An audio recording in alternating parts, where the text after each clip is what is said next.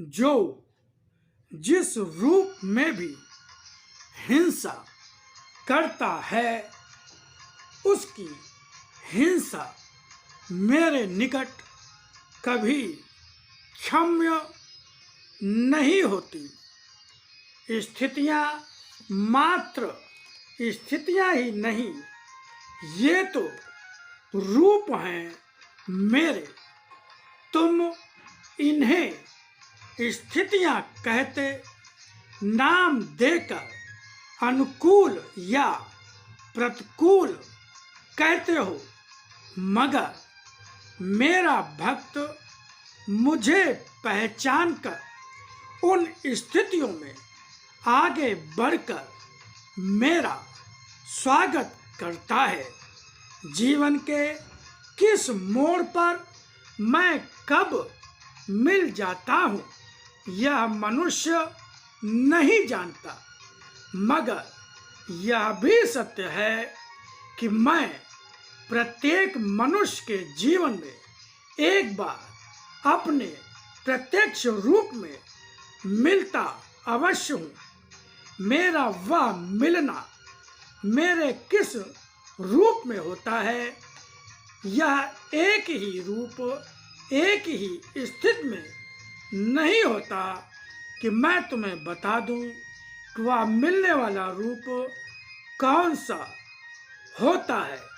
यह संसार में एक बार किसी भी मोड़ पर मिलने वाली बात उनके लिए कह रहा हूँ जो साधारण है और अपनी साधारणता में जीते, साधारण धर्म के अनुसार पूजा पाठ करते, जीवन को जीवन मानकर जीते रहते हैं।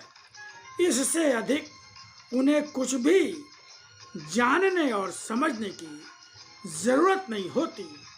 वे जीते हैं केवल शरीर के लिए। मैं हर साधारण को, हर प्राणी को भी जीवन में एक बार मिलता ही हूँ, मगर मनुष्य नहीं पहचान पाता, तो यह अवसर बार बार उसके हाथ आता भी नहीं।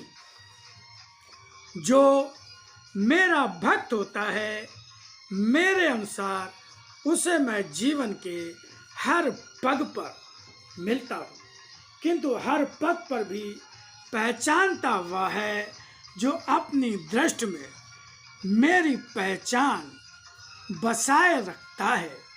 ऐसा ही भक्त मुझे जीवन में मिलने वाली स्थितियों में भी पहचान लेता है।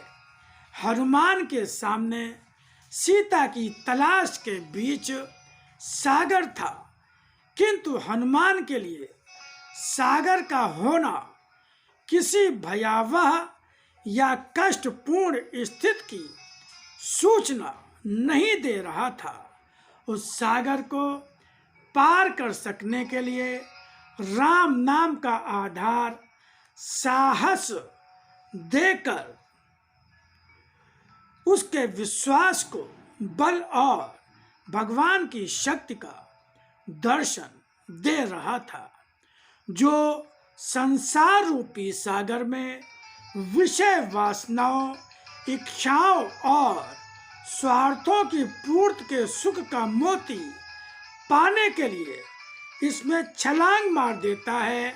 उसके पास इच्छाओं के कारण अंधी आंखें होती हैं, अंधा मन होता है, जो कुछ आगा पीछा सोचने ही नहीं देता, तब वह डूब ही जाता है, क्योंकि इसमें कहाँ पर कितनी भंवर हैं उनके विषय में मालूम भी नहीं होता, और इच्छाओं से इतना अंधा होता है कि वह अन्य कुछ सोचता भी नहीं।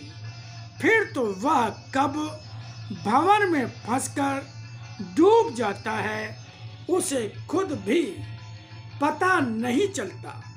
तुम्हारी अज्ञानता तुम्हारे लिए बहुत बड़े कष्ट का संचय कर देती है।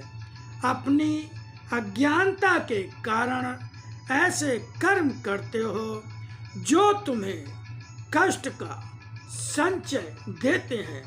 जो भी कष्टों का संचय लेकर आए हो, जो भाग्य भी कहलाता है तुम्हारा, उसे तो भोगना ही पड़ेगा, क्योंकि कोई भी तुम्हारी उस गठरी को उठाने का साथी बनना नहीं चाहेगा।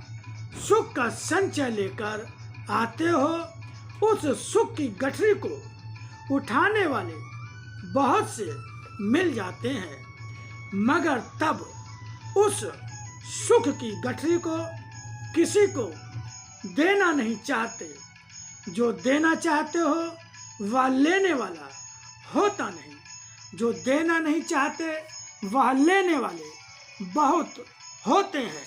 तुमने इस पाए मानव जीवन का भी महत्व नहीं समझा और मानव जीवन में पाई उस स्थिति को भी नहीं समझा, जो स्थिति मेरे दर्शन अथवा मेरी उपस्थिति की भी थी। तुम मुझसे ही अनजाने रह गए। इसका कारण तुम्हारी अज्ञानता थी। दूर करो वाणी के प्रकाश में अपने मन की अज्ञानता को और आ जाओ मेरे ज्ञान के प्रकाश में।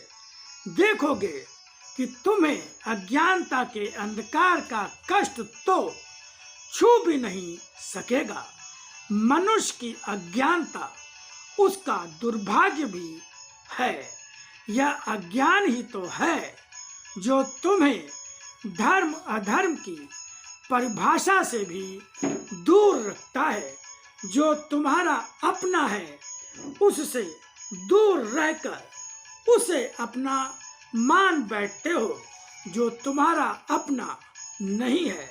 और जब उसके निकट पहुंच जाते हो जो तुम्हारे अपने नहीं हैं, और जब वे तुम्हारे कष्ट का कारण बन जाते हैं, तब ऐसी स्थितियां पैदा कर देते हैं जो तुम्हें मुझ तक ले आती हैं। क्योंकि कष्टपूर्ण स्थिति में तुम्हें मेरे अतिरिक्त अन्य कोई और रास्ता दिखाई भी नहीं देता। स्वतंत्रता पूर्वक जीते, स्वतंत्रता पूर्वक कर्म करते तुम मुझसे बहुत दूर हो जाते हो। असत्य की ओर बढ़ने वाला अंधकार की ओर ही बढ़ता है, जहां अनेकों बार बाधाओं से टकराकर चोट खाने का कष्ट पाता ही है। जिस तरह जो बिजली के प्रकाश को ही प्रकाश मानकर उसको ही यदि यथार्थ मान लेता है, तो उसे सूर्य के प्रकाश का लाभ नहीं मिलता। तुम्हारी आत्मा में हर क्षण ही मेरी शक्ति के दर्शन को अपनी निधि, शक्ति, गति और शांत भी मानो, और जिस राह को अपनी राह बनाया है उसे साधारण नहीं, साधना का ही मार्ग मानो।